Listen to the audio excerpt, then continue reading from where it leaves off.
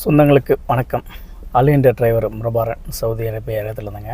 இன்றைக்கி நம்ம வந்து ஒரு முக்கியமான வீடியோ தான் பார்க்க போகிறோம். அதுக்கு முன்னாடி நம்மளோட சேனல் வந்து மறக்காமல் ஃபாலோ பண்ணிக்கோங்க. உங்களோட நண்பர்களுக்கு சகோதரருக்கும் ஷேர் பண்ணி விடுங்க. இப்போதே வந்து கல்ஃப் லைசன்ஸ் ரிட்டன் டிரைவர் கேட்டிருக்காங்க. அதாவது any country gulf licence return driver கேட்டிருக்காங்க. சம்பளம் பார்த்திங்கன்னா 1700 ரியால் சம்பளம். ரூம் கொடுத்துருவாங்க. ஃபுட்டு நம்ம தான் பார்த்துக்கிறணும். அதுக்கடுத்து பார்த்திங்கன்னா வந்து சவுதி லைசன்ஸ் ரிட்டன் டிரைவர் கேட்டிருக்காங்க. இடம் பார்த்திங்கன்னா அது ரியாத்துக்கு தான் கேட்டிருக்காங்க. இவங்களோட சம்பளம் டீட்டெயில்ஸ் பார்த்திங்கன்னா 1800 ரியால் சம்பளம்.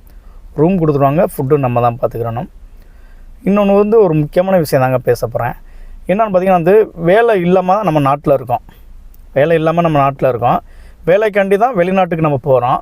அப்படி இருந்துமே வெளிநாட்டில் பார்த்திங்கன்னா வந்து நான் இந்த வேலைக்கு தான் நான் போவேன், இந்த சம்பளத்துக்கு தான் நான் போவேன் அப்படின்னு சொல்லி நினச்சிக்கிட்டு இருக்காங்க. அது வந்து நம்மளோட தப்பு கிடையாது. அது வந்து நம்மளோட இயல்பு தான்.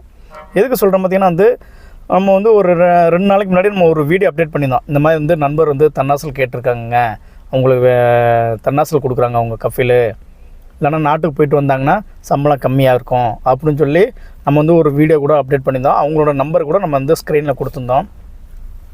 நம்ம வீடியோ பார்த்துட்டு ஒரு நண்பர் வந்து கேட்டிருக்காப்புல, ஆனால் எனக்கு வீட்டுக்கு பின்னாடி வந்து ஒரு வேக்கன்சி இருக்குன்னா ஒரு டிரைவருக்கு இருக்குது, தன்னாசல் கேட்டிருக்காங்க அந்த கஃபில். சம்பளம் பார்த்திங்கன்னா 1800லேருந்து 2000 ரியால் வரையும் நான் பேசி நான் வாங்கி கொடுத்துட்றேன் அப்படின்னு சொல்லி சொல்லியிருந்தாங்க. சரி ஓகேங்க, நல்ல விஷயங்க அப்படின்னு சொல்லிட்டு அவங்களோட காண்டாக்டினோட நம்பர் வந்து 3 நம்பர் நான் கொடுத்துருந்தேன். எதுக்கு சொல்கிறேன் பார்த்திங்கன்னா, நான் வேலை இல்லாமல் இருப்பேன், இந்த வேலைக்கு தான் போவேன், இந்த சம்பளத்துக்கு தான் போவேன்னு நினைக்கிறாங்களே, இது அவங்களுக்காண்டி தாங்க. தப்பாக நினைக்க வேண்டாம். நீங்கள் என்கிட்ட கேட்கும்போதே அண்ணன் கம்பெனி டிரைவர்னா சொல்லுங்கண்ணே, நான் போகிறேன், எனக்கு இந்த சம்பளம் தான் எனக்கு வேணும் அப்படின்னு சொல்லுங்கள், நான் போகிறேன்.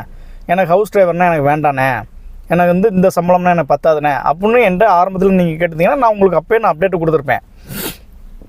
அந்த நண்பர் ஃபோன் பண்ணி அந்த 3 பேர்ட்டும் கேட்குறாங்க. 3 பேரில் என்ன சொல்கிறாரு, ஒருத்தர் என்ன சொல்கிறாங்க, 4 நாள் எனக்கு டைம் கொடுங்க அப்படின்னு சொல்கிறாங்க.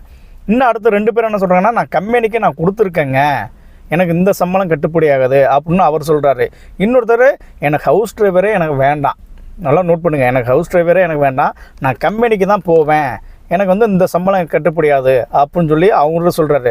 அப்போ நான் என்னட்ட நீங்கள் கேட்கும்போதே கரெக்டாக தெளிவாக என்கிட்ட கேட்டுருங்க. இப்போக்கி தன்னாசல் என்கிட்ட இல்லை, பட் வந்து ஸ்கூல் லீவ் முடிஞ்சால் தான் நமக்கு வந்து தன்னாசல் மேக்ஸிமம் கிடைக்கும். சரி, நம்ம வீடியோ அப்டேட் பண்ணால் யாராவது ஒரு ஆள் எங்கேயாவது ஒரு இடத்துல யாராவது ஒரு கேட்பாங்க, சரி கேட்டு அதில் வந்து அவங்க பயன்படுத்தட்டும் அப்படின்னு சொல்லி தான் நம்ம அப்டேட் பண்ணுறோம். அப்படி இருந்துட்டு கேட்கும்போது நீங்கள் என்கிட்ட தெளிவாக கேட்டிருந்தீங்கன்னா நான் வீடியோ அப்டேட் பண்ணியிருக்க மாட்டேன், உங்கள் நம்பர் நான் ஸ்க்ரீனில் கொடுத்துருக்க மாட்டேன்.